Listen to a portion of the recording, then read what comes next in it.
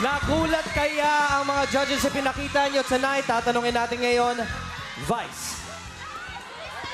Nakakaloka, naguguluhan na ako.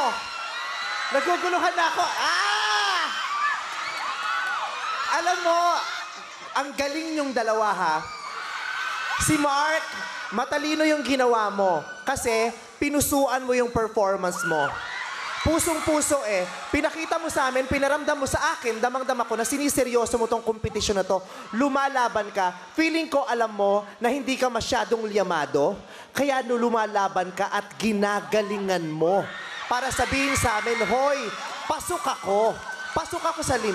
Damang-dama ko yan. Ang layo mo na dun sa kakabataang nakilala namin na nag-audition ka rito. Yung papunta sa Pariwara, ang layo mo na dun. Ang lapit-lapit mo na sa tagumpay mo. Tristan, that was a very entertaining number.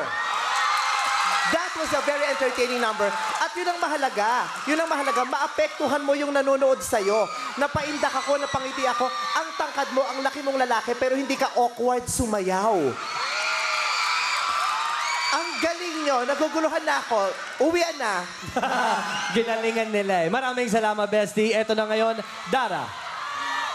Oo nga, ako rin naguguluhan na ako. Pinasayaw niyo kami mga judges. So, ibig sabihin nun, magaling kayo. Ano ba yan?